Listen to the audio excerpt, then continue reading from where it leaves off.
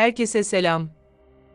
Lütfen kanalımıza abone olmayı ve bildirim zilini açmayı unutmayın. Dizinin son bölümünde yaşananları ve yeni bölümde yaşanacakları anlatacağız.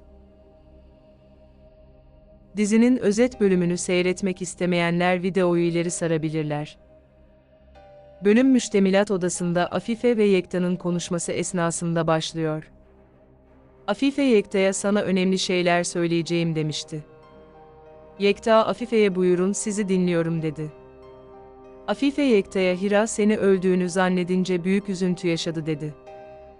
Afife Yekta'ya "Hira ile aranızda fırsat bulup da konuşamadığınız meseleler vardır" dedi.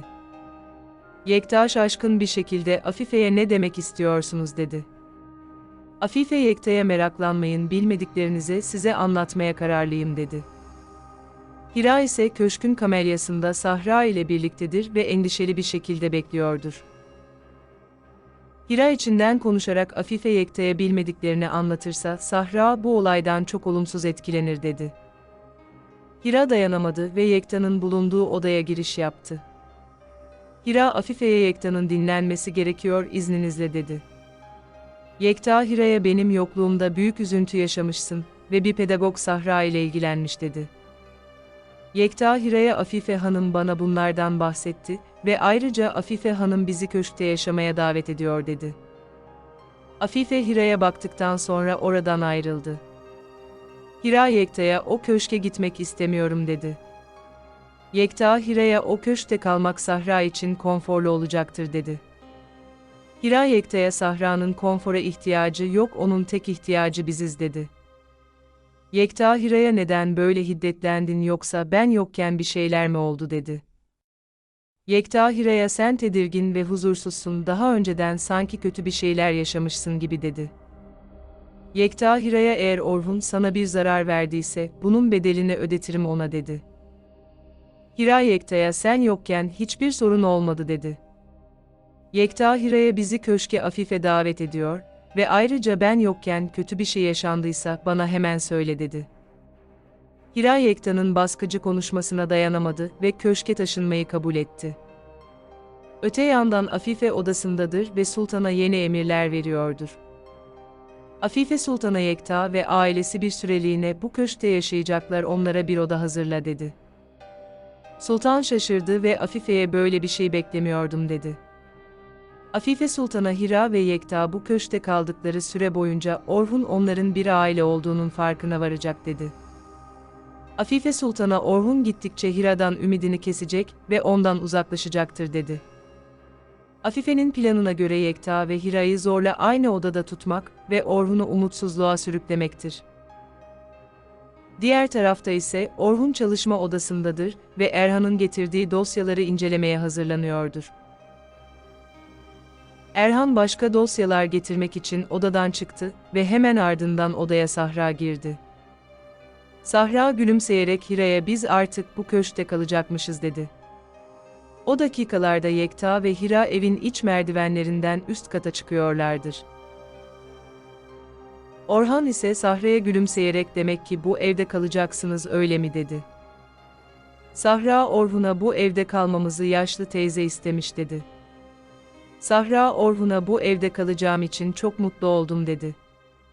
Orhun ve Sahra odadan çıktılar, evin koridorunda Hira ve Yekta ile karşılaştılar. Yekta havalı bir şekilde Orhun'a "Afife Hanım bizi davet etti" dedi. O esnada Afife odasından çıktı ve Yekta'ya "Hoş geldiniz, odanız hazır" dedi. Afife Orhun'a "Yekta'nın ailesi zorlu bir süreç yaşadı ve bu zorlu süreci birlikte atlatmamız gerekiyor" dedi. Orhan bir müddet düşündükten sonra Yekta'ya "Bu evde istediğiniz kadar kalabilirsiniz" dedi. O esnada Sahra Orhan'ın elinden tuttu ve ona gülümseyerek baktı. Sahra Orhun'a "Artık seni her zaman görebileceğim" dedi. Yekta kıskandı ve Sahra'ya "Haydi odamıza gidelim, Orhun amcanı rahatsız etme" dedi. Afife keyifli bir şekilde odasına girdi ve hemen ardından Orhun odaya girdi. Orhun Afife'ye "Amacın nedir?" dedi. Afife Orhan'a "Bana misafirperverliği öneriyordun, ben de misafirlerimizi ağırladım" dedi. Orhun Afife'ye "Senin kötü bir niyetle onları buraya çağırdığını biliyorum" dedi ve oradan ayrıldı. Diğer tarafta ise Elif, Aziz ile ilgili gördüğü rüyadan epey etkilenmiştir. Elif rüyasında Aziz'e sarılmış ve romantik anlar yaşamıştır. Elif evde Aziz ile karşılaştığı her anda heyecanlanıyor ve ondan kaçmaya çalışıyor. Aziz ise Elif'in tuhaf davranışlarına bir anlam veremiyordur. Elif gün içerisinde gördüğü rüyasının etkisinden çıkamamıştır. Hatta Elif gördüğü rüyasını farklı bir şekilde yaşlı adama anlatmıştır. Yaşlı adamın rüya yorumu Elif'i daha da heyecanlandırmıştır. Dakikalar geçti ve Aziz cebindeki kağıda yazılmış Arapça yazıları gördü. Elif durumu fark etti ve Aziz'e sakın bunun bir büyü olduğunu zannetme dedi. Elif Aziz'e senin bir çatışmaya gideceğini duymuştum ve seni her türlü beladan koruması için kağıda bir dua yazdım dedi. Elif'in Aziz'e yazdığı Ayetel Kürsi isimli Kur'an'daki bir duadır ve suredir.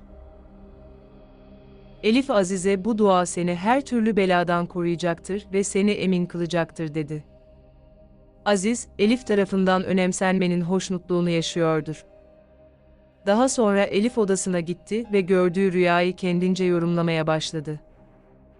Elif'in düşüncesine göre gördüğü rüyanı aşk, sevgi gibi anlamlarının olamayacağıdır. Akşam vakti oldu, Aziz Gürbüz'ün hastane odasındadır ve Gürbüz'e bilgiler veriyordur. Aziz Gürbüz'e senin yağmalanan mallarının büyük bir kısmını geri aldım dedi. Gürbüz Aziz'in yaptığı işten dolayı onu takdir etti. Gürbüz, Aziz'e bu sorunu çözemeseydim büyük patron beni mahvedebilirdi dedi. Aziz Gürbüz'ün mallarını plan vasıtasıyla çalmıştı ve geri getirdi, böylece planı kusursuz tamamlandı. Büyük patron telefonuyla Gürbüz'ü aradı ve Aziz'in yanına gelmesini emretti. Gürbüz ise büyük patronun Aziz'i neden çağırdığını anlayamamıştır. Aziz'in planı işe yaramış ve büyük patronla birebir görüşme imkanı bulmuştur. Bundan sonraki süreç ise Aziz'in büyük patronun güvenini kazanmak olacaktır.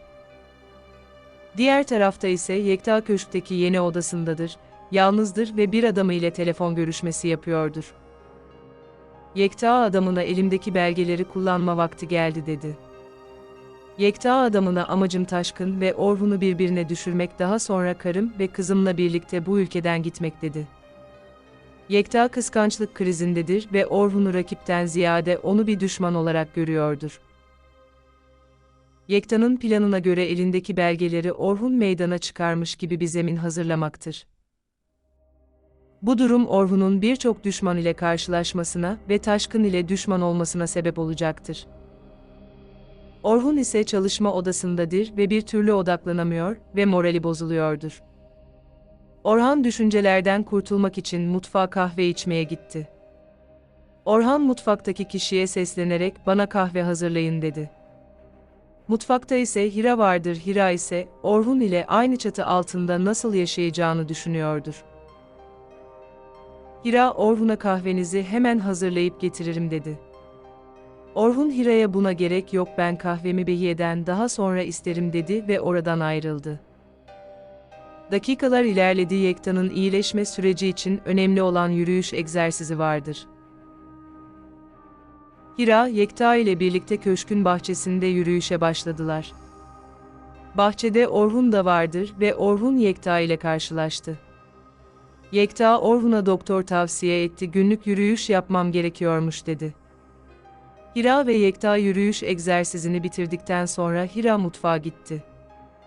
Behiye Hira'ya Orhun'un kahvesini götürür müsün, acilen gitmem gerekiyor dedi. Hira kahve fincanını aldı ve Orhun'un odasına giriş yaptı. Hira Orhun'a kahveni Behiye getirecekti ama aniden işi çıktı dedi. Orhun Hira'ya her şey yolunda mı dedi. Hira Orhun'a Yekta daha iyi ve gücünü toparlıyor dedi. Orhan Hira'ya sen diye sordu. Hira Orhun'a Sahra daha iyi, o iyi oldukça ben de iyiyim dedi. Orhun Hira'ya bundan daha önemli bir şey olamaz, bir şeye ihtiyacınız olursa bana söyleyin dedi. Hira içinden konuşarak Orhun hiçbir şey bilmiyor dedi ve daha sonra Hira oradan ayrıldı. Akşam vakti oldu. Hira köşkün odalarında Sahra'yı arıyordur. Sahra ise aniden Orhun'un yatak odasına girdi ve ona ne yapıyorsun diye sordu. Orhan ise şaşkın bir gülümsemeyle Sahra'ya baktı. Sahra'nın isteği üzerine Orhun Sahra'ya masal anlatmaya başladı. Dakikalar geçti, Hira Orkun'un yatak odasından Sahra'nın sesini duyunca kapı arkasından bir müddet onları dinledi. Orhun Sahra'ya masal anlatıyordur. Daha sonra Hira odaya girdi. Sahra Orhan'ın yatağındadır ve Orhun'a sarılmış bir şekilde uyuyakalmıştır. Orhan Hira'nın odaya girdiğini görünce ona susmasını söyledi. Hira ise Sahra'nın gerçek babasının kollarında masum bir şekilde uyuduğunu görünce tuhaf duygular hissetti.